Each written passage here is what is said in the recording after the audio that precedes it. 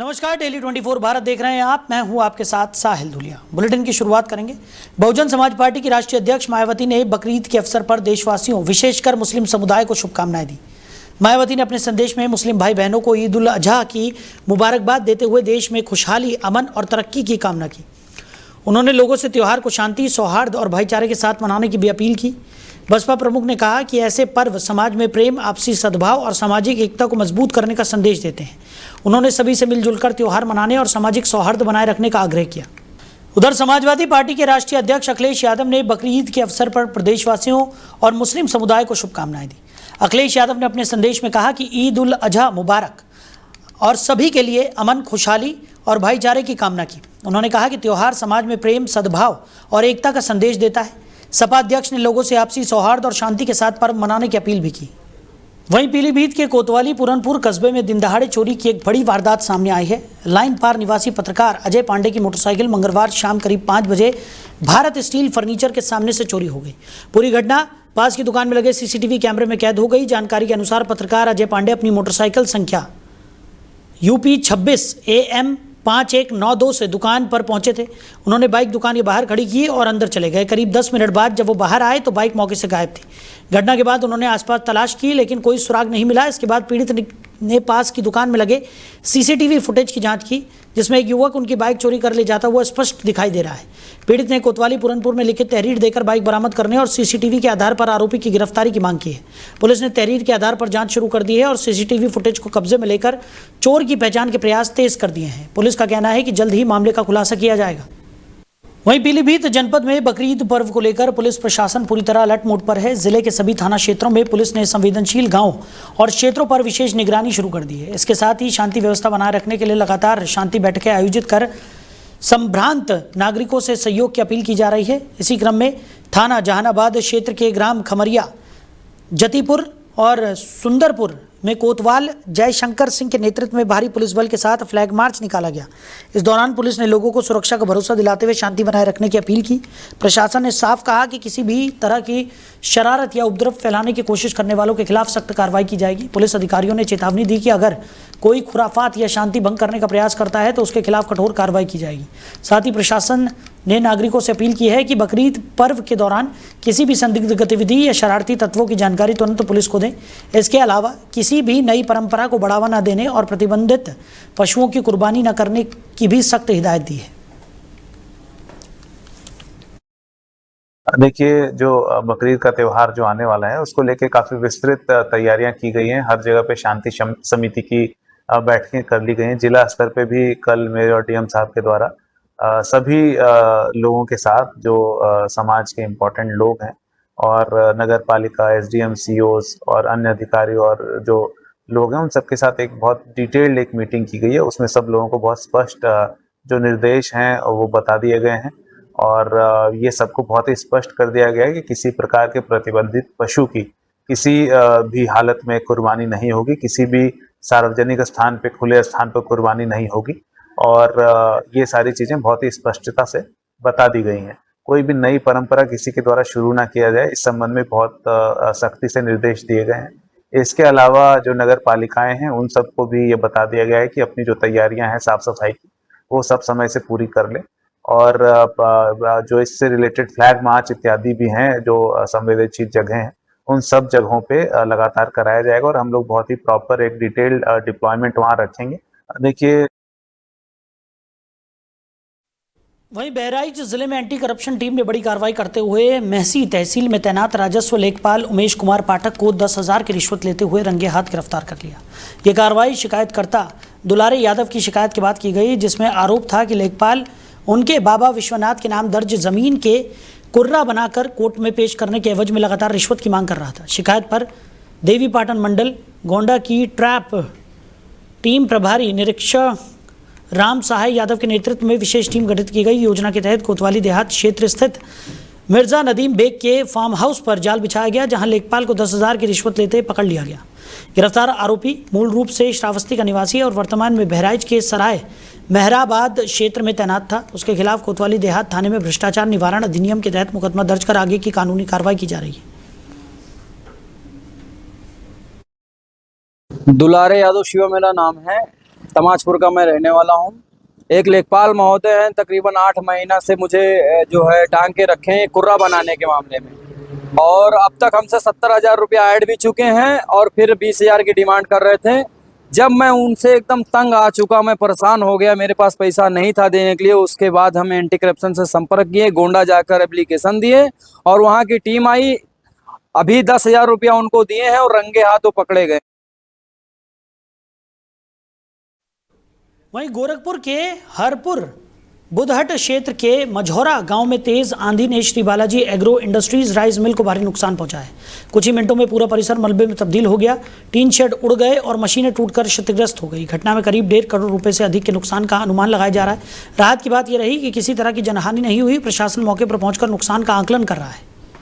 वहीं बहराइच के केसरगंज क्षेत्र में बकरीद त्योहार को लेकर पुलिस ने संवेदनशील इलाकों में फ्लैग मार्च किया। पुलिस अधीक्षक के आदेश और अपर पुलिस अधीक्षक नगर के निर्देशन में क्षेत्राधिकारी राजेश कुमार शुक्ला के नेतृत्व में ये मार्च निकाला गया। पुलिस ने मिश्रित आबादी और भीड़भाड़ वाले क्षेत्रों में सुरक्षा व्यवस्था का जायजा लिया और लोगों को सुरक्षा का भरोसा दिलाया। अधिकारियों ने साफ कहा कि त्योहार के दौरान किसी भी तरह की गड़बड़ी या हुड़दंग करने वालों पर सख्त कानूनी कार्रवाई की जाएगी। वहीं बहराइच जिले में बकरीद त्योहार के मद्देनजर कैसरगंज में पुलिस ने संवेदनशील इलाकों में फ्लैग मार्च निकाला। पुलिस ने साफ किया कि त्योहार में गड़बड़ी करने वालों पर कड़ी कार्रवाई की जाएगी। पुलिस अधीक्षक के आदेश और अपर पुलिस अधीक्षक नगर के निर्देशन में क्षेत्र अधिकारी केसरगंज राजेश कुमार शुक्ला के नेतृत्व में स्थानीय थाना पुलिस बल के साथ फ्लैग मार्च किया गया। पुलिस ने थाना क्षेत्र के संवेदनशील स्थानों, मिश्रित आबादी वाले क्षेत्रों और अन्य भीड़भाड़ वाले इलाकों में विधिवत फ्लैग मार्च कर सुरक्षा का भरोसा दिलाया। पुलिस अधिकारियों ने कहा कि बकरीद त्योहार को शांतिपूर्ण तरीके से संपन्न कराने के लिए पुलिस पूरी तरह मुस्तैद है। किसी ने भी माहौल खराब करने या गड़बड़ी करने की कोशिश की तो उसके खिलाफ सख्त कानूनी कार्रवाई की जाएगी। वहीं पीलीभीत में एक दरोगा की कथित दबंगई और महिलाओं के साथ अभद्र भाषा का इस्तेमाल करने का वीडियो सोशल मीडिया पर वायरल होने के बाद मामला चर्चाओं में आ गया है।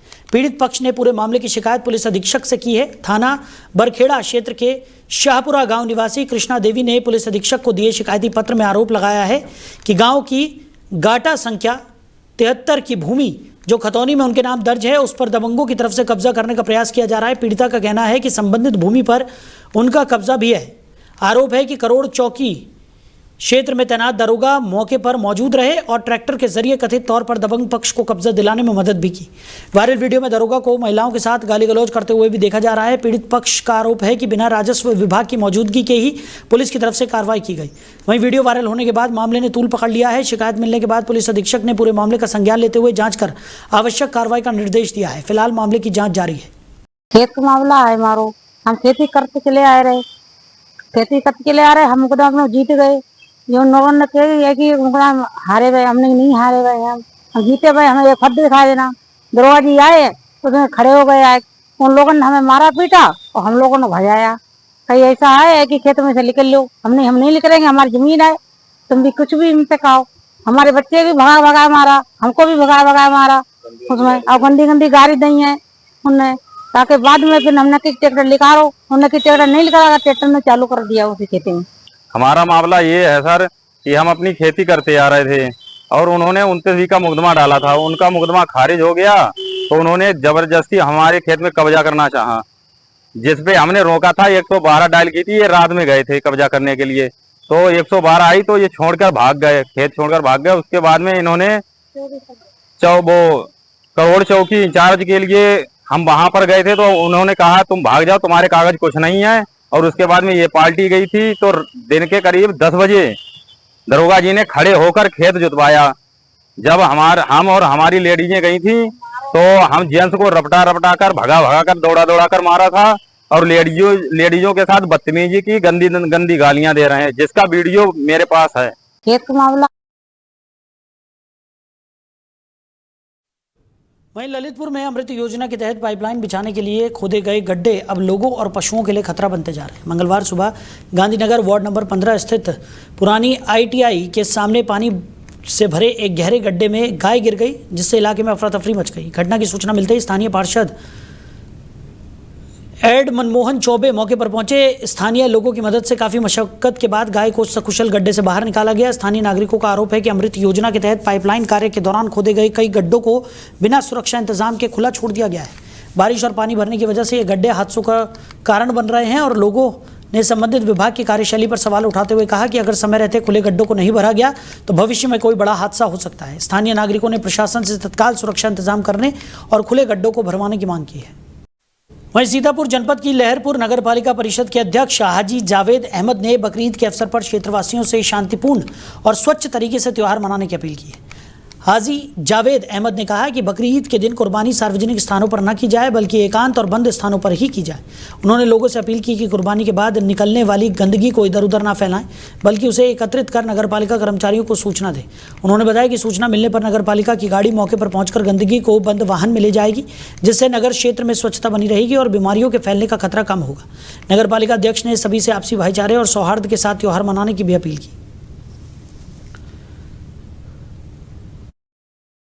आने वाले 2 दिन के बाद पूरे देश में बकरीद का त्यौहार मनाया जाएगा, जिसमें जानवरों की कुर्बानी की जाती है। मैं अपने क्षेत्र की जनता से ये अपील करना चाहता हूँ कि जितनी भी कुर्बानियाँ कराएं बंद जगह पे करें, खुले आसमान के नीचे न करें, सेल्फी ना बनाई जाए, वीडियो ना बनाई जाए, वीडियो अग्रेसिव न किया जाए, कहीं भेजा जाए वीडियो।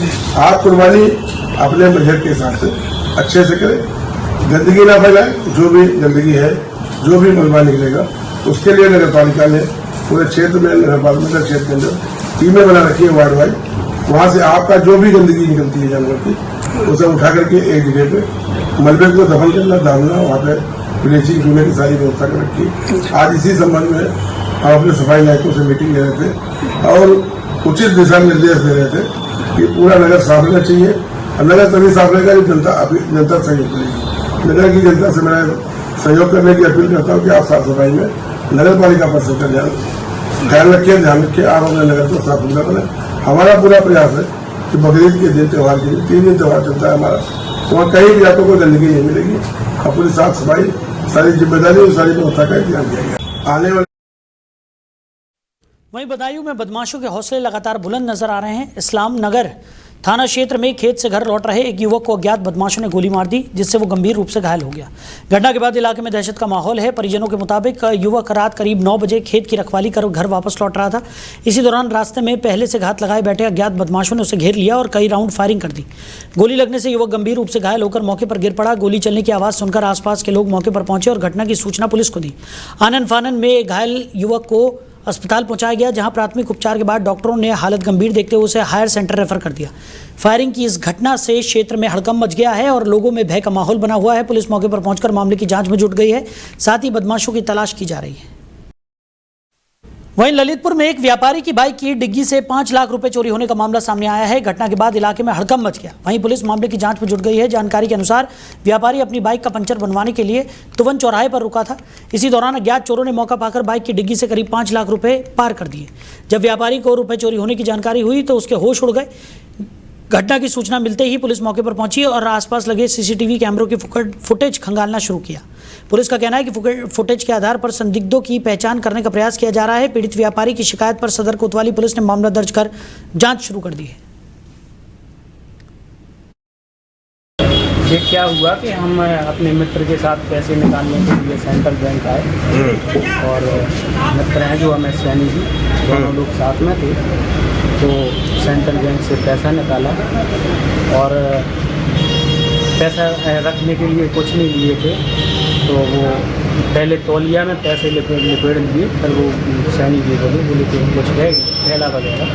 तो मैंने कहा गाड़ी में पॉलीथीन लगी, तो मैं पॉलीथीन निकालने के लिए आया यहाँ पे। तो पॉलीथीन लेके गया, वहाँ पे पॉलीथीन में पैसा रख लिया और यहाँ पे आए तो डिग्गी में पैसा रख के और सैनी जी अपने घर चले गए। मुझको जाना था सीए के पास, रजत जी दीक्षित जी के पास। तो गाड़ी मेरी ऑलरेडी पहले से पंचर थी। तो वहाँ पे मुझको गेट पे समझ में आया कि गाड़ी मेरी पंचर है। तो मैंने सोचा कि मैं पंचर सुधरवा लूँ। मैं पंचर वाली के पास गया, मैंने गाड़ी वहाँ पे सुधराई। तो मैंने स्टैंड लगाने में मेरे हाथ में वो ग्रीस लग गया, तो हाथ काले हो गए। पंचर सुधर गई गाड़ी। मैंने नहीं देखा कि ये लोग कब आए कब चले गए। वहीं समाजवादी पार्टी के सीसामऊ से पूर्व विधायक हाजी इरफान सोलंकी एक बार फिर सुर्खियों में। कानपुर में हलीम कॉलेज ग्राउंड में लगी बकरा मंडी में उनके साथ आए गनर पर मारपीट और पैसे छीनने के आरोप लगे हैं। जानकारी के मुताबिक मंडी कमेटी के लोगों का आरोप है कि पूर्व विधायक के साथ मौजूद गनर ने विवाद के दौरान अभद्रता की और मारपीट करते हुए पैसे भी छीने।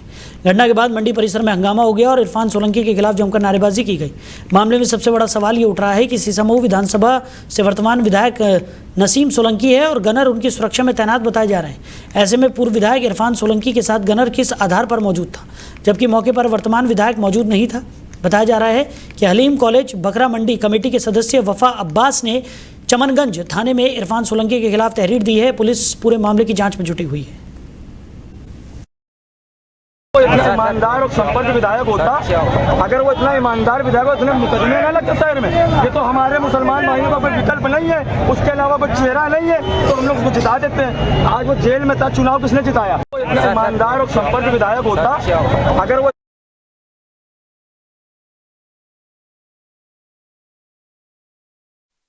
वहीं पूर्व केंद्रीय मंत्री स्मृति ईरानी अमेठी में भाजपा बूथ अध्यक्ष स्वर्गीय पवन पासी के आवास पर पहुंची, जहां उन्होंने पीड़ित परिवार से मुलाकात कर शोक संवेदना व्यक्त की। इस दौरान स्मृति ईरानी ने स्वर्गीय पवन पासी के बच्चों की शिक्षा का जिम्मा उठाने की घोषणा की। उन्होंने कहा कि बच्चों की पढ़ाई बाधित नहीं होने दी जाएगी। जानकारी के अनुसार इंटरमीडिएट तक की पढ़ाई की जिम्मेदारी पूर्व विधायक चंद्र प्रकाश मटियारी को सौंपी गई है, जबकि इंटरमीडिएट के बाद की आगे की शिक्षा का पूरा खर्च स्वयं स्मृति ईरानी उठाएंगी। परिवार से मुलाकात के दौरान स्मृति ईरानी ने हर संभव सहयोग का भरोसा दिया। इस दौरान पूर्व विधायक चंद्र प्रकाश मटियारी भी उनके साथ मौजूद रहे। तो अमेठी में लगातार हो रही अघोषित बिजली कटौती को लेकर कांग्रेस कार्यकर्ताओं ने जोरदार प्रदर्शन किया। पूर्व मंत्री आशीष शुक्ला के नेतृत्व में सैकड़ों कांग्रेस कार्यकर्ता अमेठी तहसील परिसर पहुंचे और प्रदर्शन करते हुए प्रशासन को ज्ञापन सौंपा। प्रदर्शन के दौरान नाराज कांग्रेस कार्यकर्ताओं ने बिजली विभाग और विद्युत मंत्री के खिलाफ जमकर नारेबाजी की। कार्यकर्ताओं का आरोप है कि भीषण गर्मी के बीच लगातार हो रही अघोषित बिजली कटौती से आम जनता को भारी परेशानियों का सामना करना पड़ रहा है। कांग्रेस नेताओं ने महामहिम राज्यपाल के नाम संबोधित ज्ञापन अमेठी एसडीएम को सौंपते हुए बिजली आपूर्ति व्यवस्था में तत्काल सुधार की मांग की। प्रदर्शन के दौरान बड़ी संख्या में कांग्रेस कार्यकर्ता मौजूद रहे। बिजली की अघोषित कटौती किसानों को, छात्रों को, मजदूरों को होने वाली समस्याओं के बारे में शासन को माननीय जिलाधिकारी महोदय से अवगत के माध्यम से अवगत कराना और इस बात को सुनिश्चित कराना कि जो कटौती की जा रही है इसे बंद किया जाए। किसानों को ग्रामीण क्षेत्रों में ढंग से बिजली दी जाए ताकि छात्रों को, किसानों को और मजदूरों को, व्यापारियों को होने वाली असुविधाएं खत्म हो। बिजली की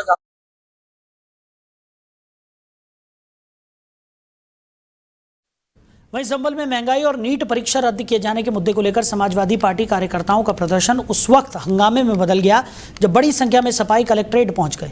जनपद मुख्यालय बहजोई स्थित कलेक्ट्रेट परिसर में सपा कार्यकर्ताओं ने डीएम से मिलने को लेकर डीएम ऑफिस के बाहर जमकर धक्का मुक्की की। आरोप है कि पुलिस बल की तरफ से रोकने पर कुछ कार्यकर्ताओं ने पुलिसकर्मियों के साथ अभद्रता भी की।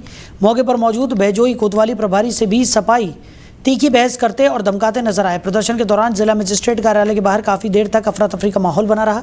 बताया जा रहा है कि सपा सांसद जियाउर रहमान बर्क से सवाल पूछे जाने पर भी कुछ कार्यकर्ता नाराज हो गए। स्थिति को संभालने के लिए प्रशासनिक अधिकारियों और पुलिस को काफी मशक्कत करनी पड़ी। बाद में एसडीएम सत्यप्रिय सिंह ने कार्यकर्ताओं को समझाकर शांत कराया, जिसके बाद प्रतिनिधिमंडल डीएम से मिलने पहुंचा।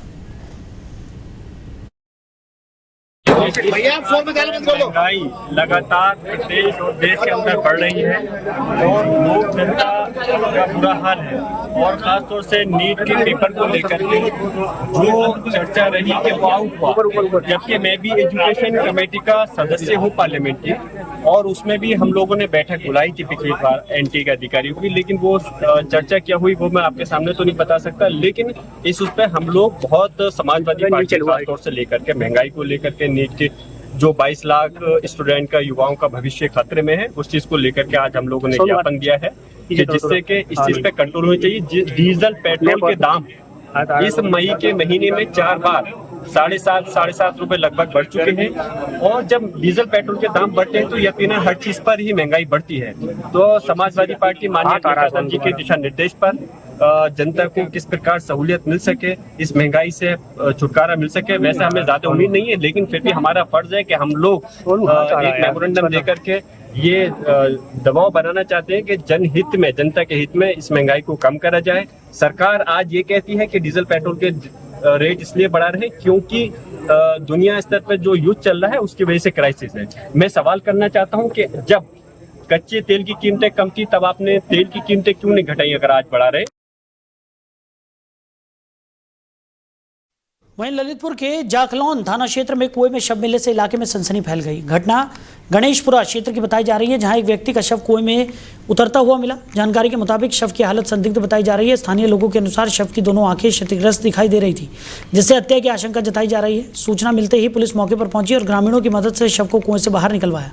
मृतक की पहचान जाखलौन कस्बे के निवासी के रूप में हुई है। परिजनों ने आरोप लगाया है कि हत्या करने के बाद शव को कुएं में फेंका गया है। मामले को लेकर थाने में शिकायत भी दी गई है। पुलिस ने शव को कब्जे में लेकर पोस्टमार्टम के लिए भेज दिया है और पूरे मामले की जांच पड़ताल शुरू कर दी है। फिलहाल पुलिस सभी पहलुओं को ध्यान में रखकर जांच कर रही है।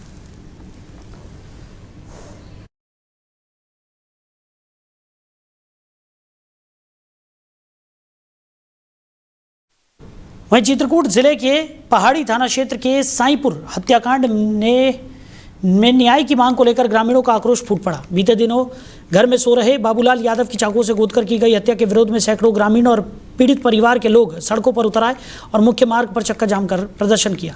सड़क जाम के चलते दोनों ओर वाहनों की लंबी कतारें लग गई और आवागमन पूरी तरह बाधित हो गया। प्रदर्शन कर रहे लोगों का आरोप है कि नामजद आरोपियों, जिसमें ढाबा मालिक और उसके साथी शामिल हैं, के खिलाफ शिकायत के बावजूद पुलिस कार्रवाई बेहद धीमी है और ग्रामीणों और परिजनों ने प्रशासन से सभी आरोपियों की तत्काल गिरफ्तारी, पीड़ित परिवार को सुरक्षा और आर्थिक सहायता देने की मांग की है। साथ ही मृतक के बच्चों की पढ़ाई की व्यवस्था कराने की भी मांग उठाई गई है।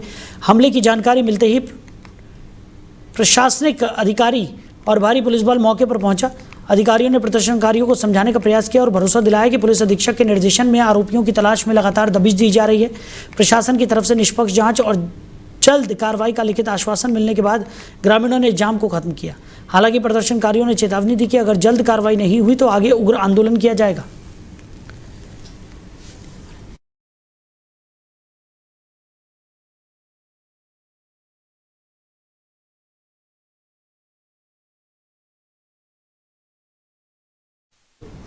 वहीं उत्तर प्रदेश के पीलीभीत जनपद में भीषण गर्मी और तेज धूप के बीच पुलिस ने मानवता और जनसेवा की मिसाल पेश की है। न्यूरिया थाना और पूरनपुर कोतवाली पुलिस की तरफ से आम लोगों के लिए ठंडे पानी और बेल के जूस का प्याव लगाया गया है, जहां राहगीरों और वाहन चालकों को गर्मी से राहत पहुंचाई जा रही है। इस दौरान थाना प्रभारी सुभाष मावी, पवन पांडे और सीओ प्रतीक दहिया सहित पुलिसकर्मियों ने राह चलते लोगों को रोककर ठंडा पानी और बेल का जूस पिलाया।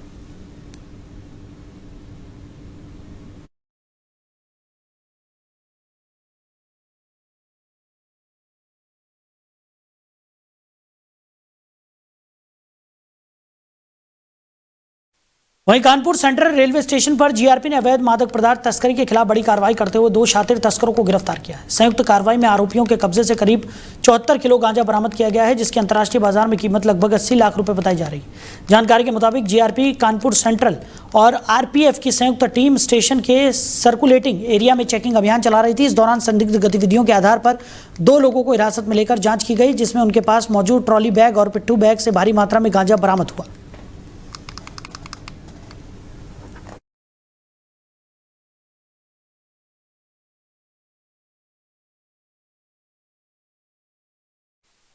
वहीं उन्नाव के माकी थाना क्षेत्र में समरसेबल के पानी को लेकर शुरू हुआ विवाद अब खूनी रंजिश में बदलता नजर आ रहा है। मामला ग्राम सभा अकबरपुर दबौली का है, जहां एक युवा दंपति ने अपने ही रिश्तेदारों पर मारपीट और धमकी देने का आरोप लगाया है।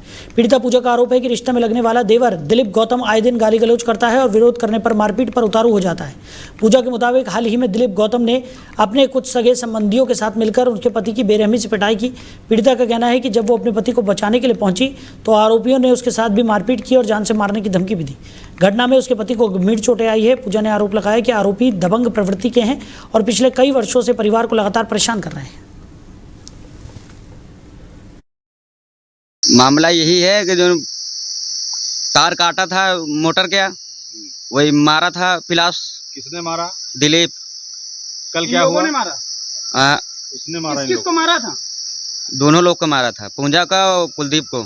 शाम को हमें दिलीप देवर ने शाम को घटना की, मारपीट करी लाठियों डंडों से और मेरे पेट पे लाते घूसे चलाए। सर मेरे इतनी हालत ख़राब है, अभी तक हॉस्पिटल गए थे, वहाँ भी मेरा कोई इलाज नहीं हुआ है और अभी तक मुझे धमकियाँ दे रहा है और माखी थाने से मुझे कोई न्याय नहीं मिल रहा है। दौड़ दौड़ के रोज़ जा रहे हैं, वो ऐसे ही घूम रहा है दूर दूर से, मुझे धमकियाँ दे रहा है कि तुमको फिर से मारेंगे और कल रात में फिर से आया है मारपीट करने, गाली दे रहा था और उल्टा सीध बोल रहा था और मेरे को जो गवाही देने को तैयार हो रहे हैं उनको भी जान से मारने की धमकी दे रहा फ़ोन कर करके और ऊपर से कह रहा है कि मेरा तुमने क्या कर लिया है।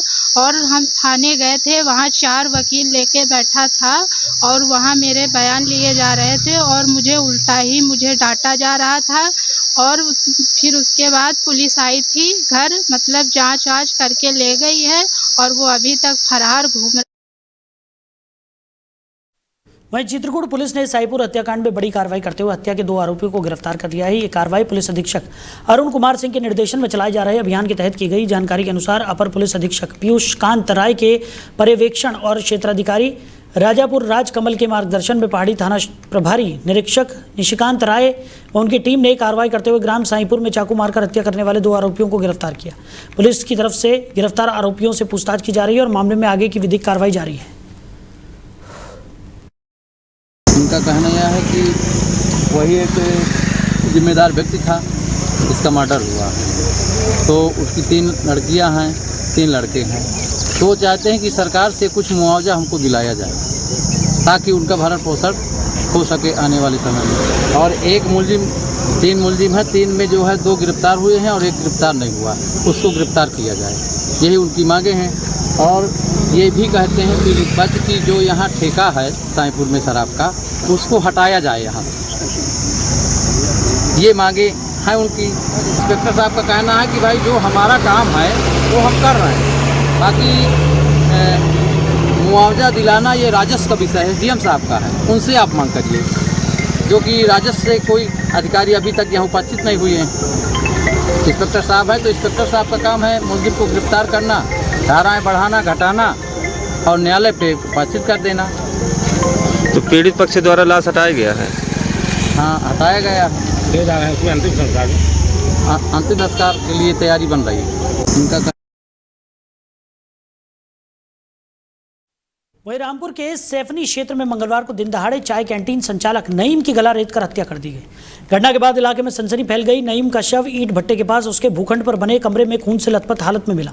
जानकारी के अनुसार सैफनी नगर क्षेत्र के बूढ़ा गेट निवासी मुरव्वत का 26 वर्षीय बेटा नईम घर के बाहर चाय बिस्किट की कैंटीन चलाता था। मंगलवार सुबह करीब 10 बजे किसी का फ़ोन आने के बाद वो बाइक लेकर घर से निकला था, लेकिन देर तक वापस नहीं लौटा। उसका मोबाइल फ़ोन भी बंद आने लगा। परिजनों के मुताबिक नईम अक्सर अपने भूखंड पर बने कमरे में जाया करता था। जब पिता उसकी तलाश करते हुए वहां पहुंचे तो कमरे के बाहर नईम की बाइक खड़ी मिली। अंदर जाने पर उन्होंने नईम का खून से लथपथ शव पड़ा देखा, जिसके बाद परिवार में कोहराम मच गया। घटना की सूचना मिलते ही थाना प्रभारी निरीक्षक अजय कुमार मिश्रा पुलिस बल के साथ मौके पर पहुंचे। बाद में अपर पुलिस अधीक्षक अनुराग सिंह और सीओ शाहबाद देवकी नंदन ने भी घटनास्थल का निरीक्षण किया। फॉरेंसिक टीम ने मौके से साक्ष्य जुटाए और परिजनों ने बताया कि नईम का मोबाइल फ़ोन, सोने की अंगूठी और चेन भी गायब है।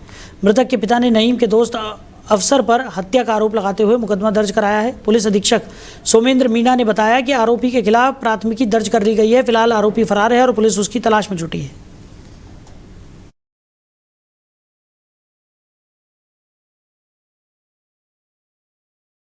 वहीं समाजवादी पार्टी के राज्यसभा सांसद रामजी लाल सुमन ने अलीगढ़ में गैर जमानती वारंट के मामले में अदालत में आत्मसमर्पण कर दिया। भारी सुरक्षा व्यवस्था के बीच उन्होंने एसजीएम फर्स्ट की अदालत में सरेंडर किया। मामले की सुनवाई के बाद जमानत याचिका को MP MLA court ACJM second में ट्रांसफर किया गया, जहां से राज्यसभा सांसद रामजी लाल सुमन को जमानत दे दी गई।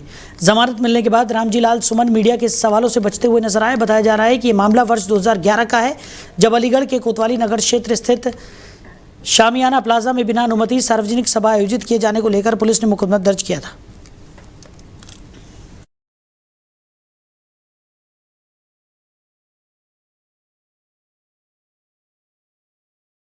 तो फिलहाल इस बुलेटिन में मेरे साथ इतना ही। आप बने रहिए। नमस्कार।